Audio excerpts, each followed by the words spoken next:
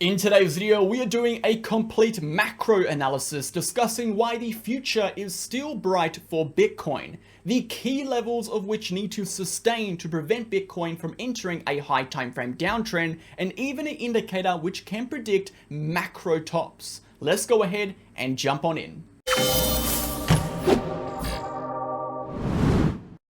Okay, MegaWhale team, welcome back to the channel. Thank you for tuning in. I hope you're all having an absolutely fantastic day. In today's video, we are taking a deep dive into both the macro and the short-term charts, discussing absolutely everything you need to know about what is happening, how the price action is developing, what is likely to occur next, and the key levels you should be watching on both the short-term, the daily, and even the weekly charts. Before we get into it, smash the like button, hit the comment button, and subscribe to the channel. We post daily videos of Bitcoin focusing on the facts, the data, the technical, and the structural information. No hype, no BS, no emotion, pure raw TA. If that is the kind of content you are interested in, join us on Telegram. This is the first link down below. You'll get access to charts, updates, videos, educational posts, news events, and everything you need to stay in the loop with cryptocurrency, with Bitcoin, and the relevant economic news. And if you were interested in taking your trading to the next level, you can join us by clicking the pinned comment of the free channel to join our VIP, click my name to find out more information, or the two links below to find our 50+ month trading track record, or even a 10-minute video showing you inside the channel. You'll get access to trading setups with exact entries, exact targets, exact stop losses, trade justification, exclusive analysis, and so much more, including access to all of our group chats, our general chat, our trading chart education chat, our daily video, our help, and our news chat with over 700 members, and we've been operating for 60 or nearly 50, well, over 50+ months, should I say. Check it out. Let's jump on in. So taking a look at the price action. All in all, the price action has been moving downwards quite steadily now for about 2 days. As we can see, dropping from that $107,000 region along this downtrending diagonal resistance, moving towards the 1 hour 100 moving average and the critical area of support at 102 to 102.5, currently sitting at 103.5.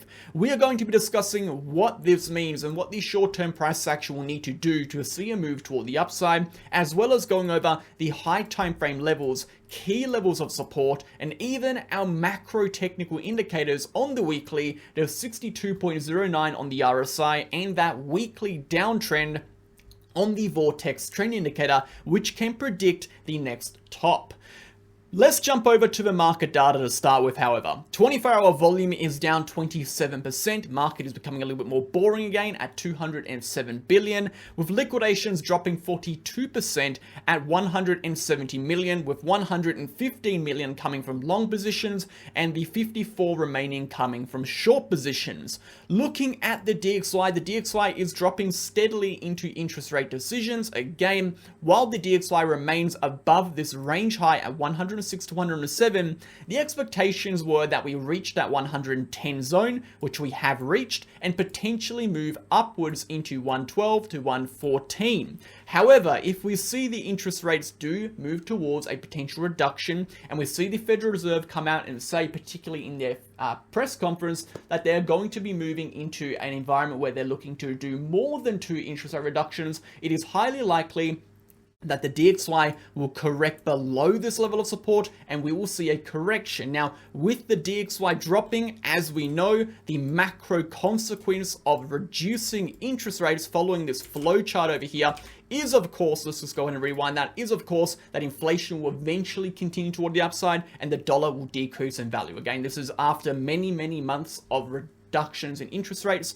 We'll see eventually inflation rise, money flow out of the dollar and into assets, and assets continue toward the upside. Of course, as the DXY will be moving down as a consequence. However, if the Federal Reserve come out and say they are still pretty bullheaded in bringing inflation down. That is going to be contradictory to, again, reducing interest rates, and we could see the DXY continue upwards. So a lot does rest on that interest rate decision in less than 7 days' time, and the DXY's movement is going to be heavily correlated inversely to what they decide to do with interest rates. Let's move over to the S&P 500. The S&P 500 is actually looking really good over here, breaking through that weekly high. This is one of the two things we need to see to be confident in continuations higher. Of course, the first thing was going to be a weekly close above our prior weekly high at 6,100. This horizontal red line, you can see we're currently breaking through that level. And number two, we need to see the RSI break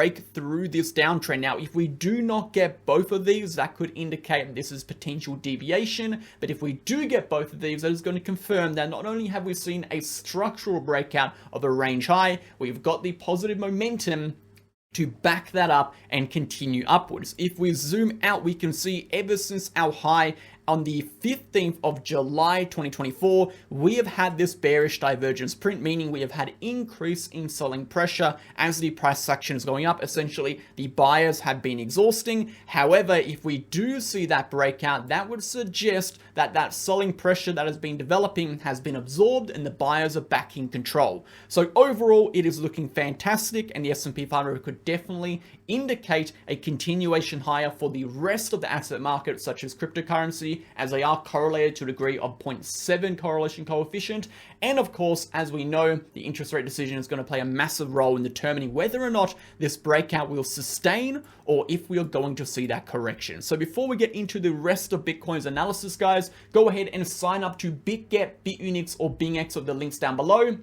You'll support me making this content on a daily basis. You'll support yourself in your trading journey. And of course, you'll get a lifetime trading fee discount of 15%. That can build up to 45% based on your trading volume. So check it out. It takes about a minute to sign up to any of those exchanges, and we'll see you back in the video shortly.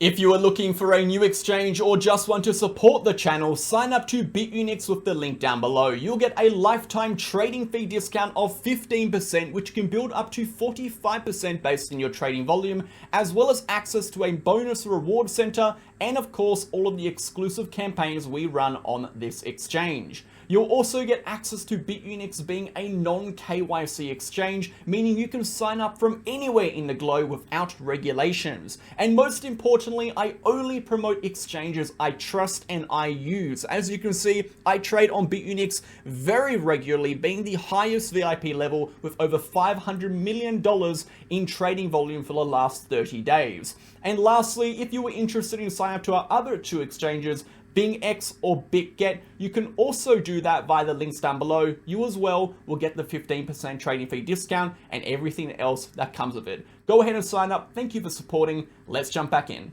Okay, legends, let's go ahead and jump into the video, and we're going to take a look at the total market cap very briefly. As we can see, the total market cap is still very much sitting above that 2021 high point. And as we know, while we remain above the 2021 high point, we have two very important realities. Number one, we are following the prior cycle, which is the 2021 move toward the upside. As we can see, we broke through the 2018 high. We saw a strong move upwards around 46%, followed by a equally strong correction, only then to see a continuation. It is very important to note on that correction, we did not come down to break below the 2018 high. We are seeing a very similar pattern play out. We saw a breakout of the 2021 high, a strong correction, only then to now see a reversal. If this reversal can sustain, it is likely we see a continuation back toward the upside and into new highs for the total market cap, provided the economic policies surrounding interest rates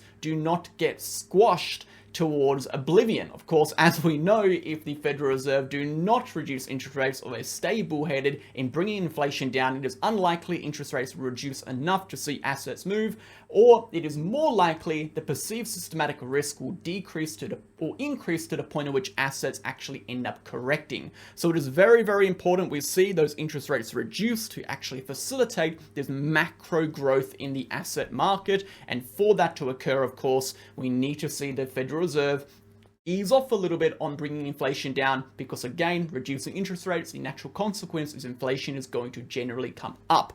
So we need to see this happen. We also know that a breakdown of that 2021 high point is going to be confirmation that we are going to see a correction into a macro downtrend. So we need to sustain above that region. So all in all, cryptocurrency as a whole is still looking very good, irregardless of how choppy that short term has been. If we move over to this daily chart, we can see already just how choppy this price action has been on the short term over here, as you can see. But if we move to this daily, we can now start to see how even though this short-term volatility has been all over the shop, we are still respecting some very important horizontal levels. Now, just to get the obvious points out of the way, we do have a range developing over here. Of course, we have got our range high at this 108.4K level, and we've got this low point we are looking at, particularly around this 88, mainly around that $86,000 region. If we see a weekly breakdown above, or should I say a weekly breakdown or a weekly breakout above our weekly range high, which is sitting at the price point of 104.4, as we can see the weekly high, that is going to be confirmation for a continuation higher, likely into a new all-time high. However, if we see a weekly breakdown of the weekly low sitting at 93K, it is highly likely we see the equal and opposite reaction, which is going to be a continuation into that 86K support.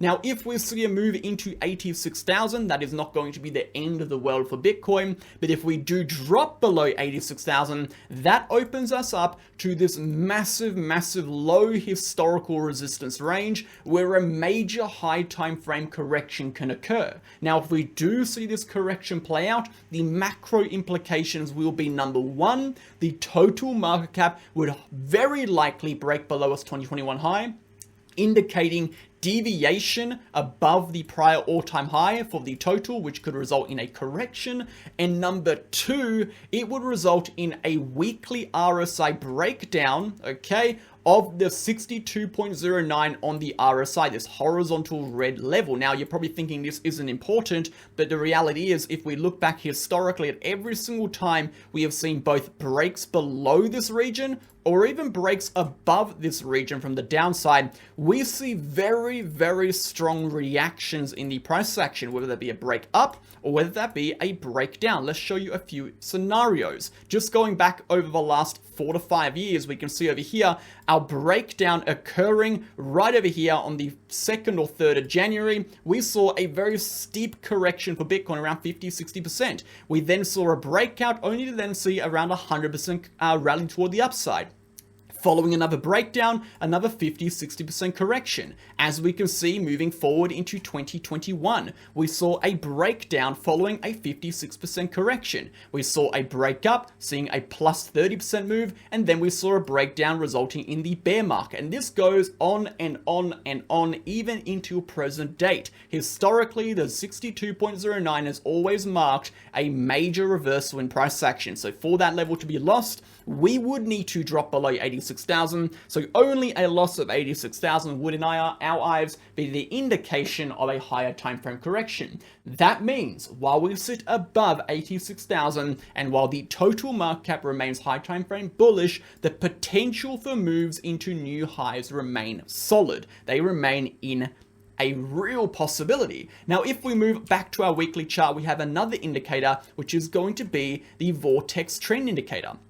Now, the Vortex trend indicator has not predicted every single top exactly. However, it has predicted some very important levels for mainly major reversals. Let's go ahead and draw our vertical lines in from each of these peaks to show you. Now, again, as we've said, it hasn't predicted every single major top, but every time we see this, it does result in a decent pullback for Bitcoin, which could be a local top. The first one being back over here, when we printed that top, of course, we saw a pull down of around 50%. We saw another one print over here, again, a rejection. We saw a pullback of 70%. We saw another one over here. We saw a pullback of 50%. And of course, we saw another one as we entered that channel, resulting in a pullback of around 30%. So every single time we retest the Vortex trend indicator high, we either make a top for Bitcoin on a macro scale, or we see a steep correction for Bitcoin. Now, the good news is the Vortex trend indicator has not retested that point yet, and it is very far off. This means we do have the potential to see continuations upwards in the macro still, which could bring Bitcoin well into the 120, even higher